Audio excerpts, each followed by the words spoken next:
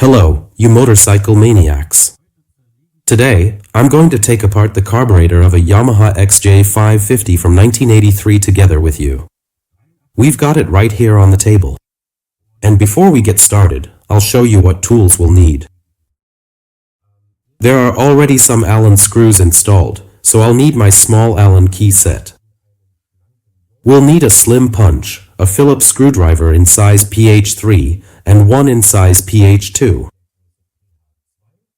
Then I have a small selection of different ones here. A large flathead screwdriver on the table, a pair of needle nose pliers, a small but strong flashlight, and a 12mm open-end ring spanner. And a little.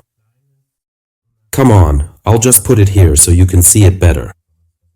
A small, homemade tool, and that is a small hook bent from the wire of a paperclip with a little handle on it.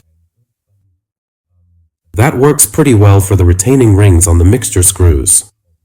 So, folks, before we really get started, here's what you do. Please take photos of these brackets for the Bowden cables on this little lever here, and also, please come a bit closer so we can see how the choke spring is hooked in here.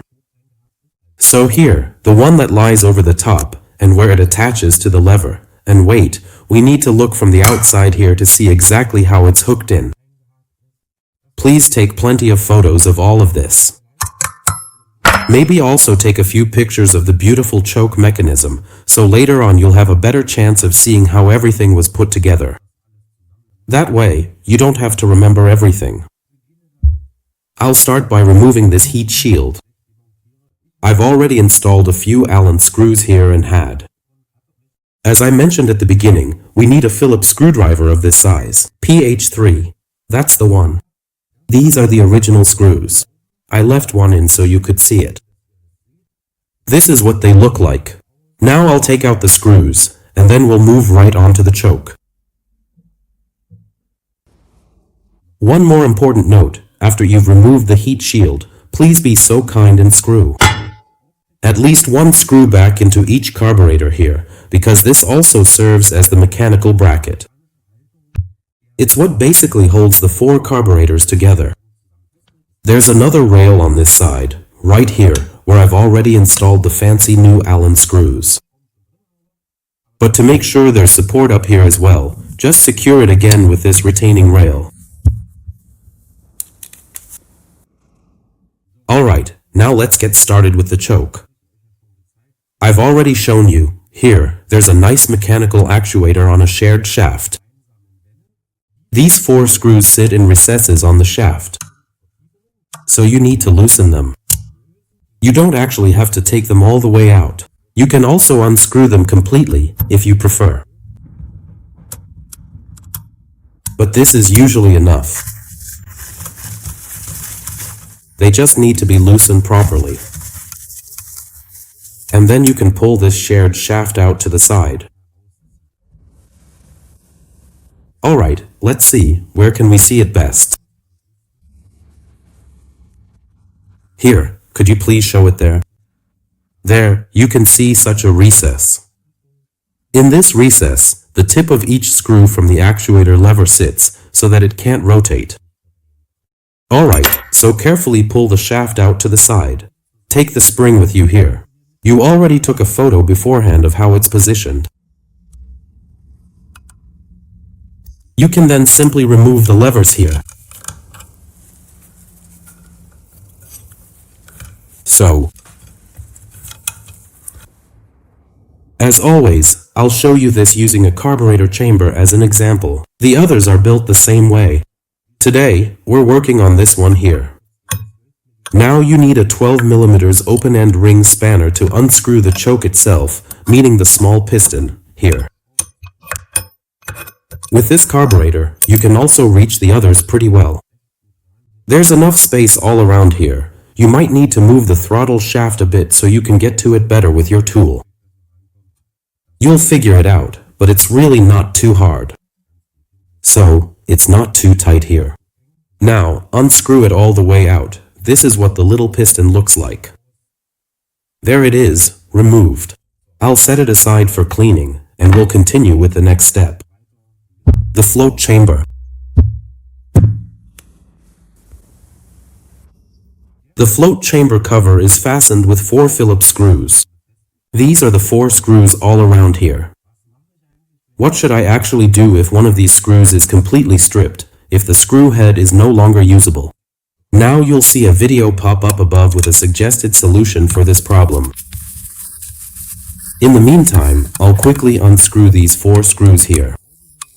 I have to make sure I don't keep getting my fingers in the way here so you can actually see what's going on. And as soon as they're unscrewed, I can lift the cover straight up. This is what it looks like. I'll set it aside for now. In any case, we can see that a new gasket will be needed when reassembling. A new float needle valve is also always highly recommended. I'll link the parts for you in the video description. And to answer the question that keeps coming up right away, does the carburetor guy actually make money from this?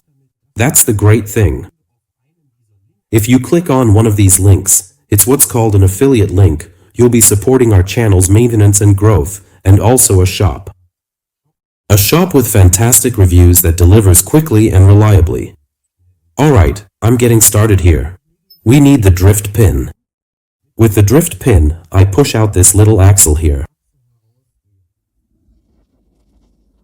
which holds the float in place. Now I can hold the float itself right here. Just lift it straight up. On the float, on the little metal tab, hangs the float needle valve. I can just pull that off here. And then I can remove the inlet part of the float needle valve, which is this brass piece here. It's secured with a small shaped part, a little metal plate, and this Phillips screw. I unscrew it all the way. Then I can take off the metal plate here. And now we need the small needle nose pliers. Please, if you're taking apart the carburetor and need to reuse this part, I recommend using a new one, but maybe it was just recently installed. Please don't. Grab it like this. Any scratch on the inside will later prevent it from working properly. So handle it carefully here, and with a little bit of movement, well, that came out a bit faster than expected, pull out the inlet part. There's an O-ring here for sealing. Alright, I'll set this aside now and then we'll move on to the jets. There are 2 jets to remove here. I'll start here. In this recess is the idle jet. Please shine a flashlight in there first. Check if the small slot is okay. Apply firm pressure from above so the screwdriver doesn't slip off here. Then we've loosened it. I'll quickly turn the carburetor over now. There it slides out. This is what it looks like. I'll set it aside like this. And then here we have the main jet. Under the main jet, there's still, let me show you first, this is what the main jet looks like. And under the main jet, there's a small washer. You can just take it out here so it doesn't fall out and get lost at some point. And with that, we're already done on the float chamber side. Of course, the old gasket can still be removed here, and now we'll continue at the top with the vacuum chamber. The vacuum cover is fastened with 4 Phillips screws. These are the ones right here. Please unscrew them all the way out. I'll go ahead and do that now. When unscrewing, don't forget to hold it here. There's a spring underneath here, otherwise the cover will pop off at you during disassembly.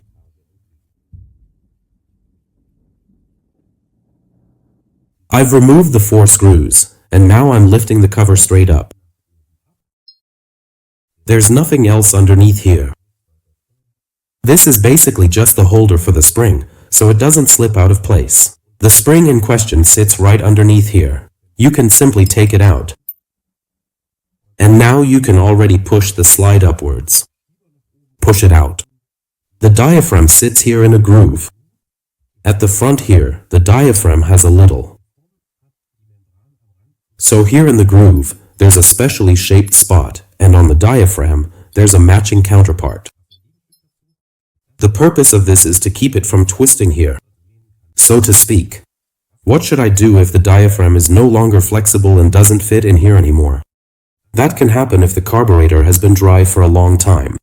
We'll link you a video about that in the top right corner. And while we're at it, I'll also show you how to remove the part load needle. Down there, you can see, fantastic, you can see 2 Phillips screws. If you unscrew these Phillips screws, I'll just do that real quick now. Then you can remove the part load needle. And you can either put it in the ultrasonic cleaner or install a new one, depending on which parts you've gotten or how you plan to do it. No, there's still a tiny bit left here. Sorry, the screws are pretty long. Okay, now we've got it. This little retaining plate can just be pushed up and out right here. And underneath it sits the part load needle with a plastic washer and a small spring. And the spring basically holds the needle in position. Here on the upper side, just below the diaphragm, there's another jet here. This one supplies air to the idle system in the carburetor. You can also go ahead and remove that one if you like. It makes cleaning in the ultrasonic bath easier. This is what it looks like.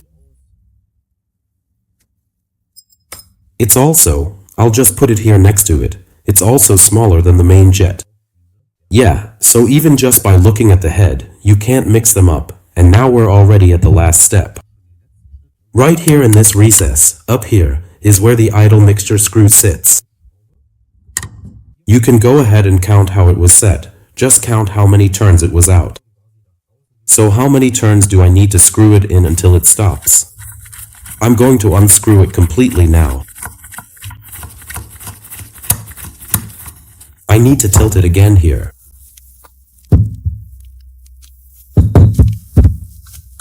That's it. I'll just set it down for a moment. That's the idle mixture screw. On the screw, there's a spring, then a washer, and finally, at the very end, there's an O-ring. And now we use our little homemade tool and can very carefully fish out this O-ring. There it is. Of course, you'll replace it with a new one during reassembly. You'll find the assembly video after successful cleaning linked above now. And very important, no matter when you're watching this video, please take a look at the video description. If any new information about this carburetor comes up later, I can add it there. Sometimes I forget to mention something, so I have the chance to write it in there. I hope you enjoyed the video, and I'd appreciate it if you gave it a thumbs up, or a like. No, sorry, or a subscription. Of course, that's what I meant. I wish you lots of fun with your project and see you in the next video. Bye bye.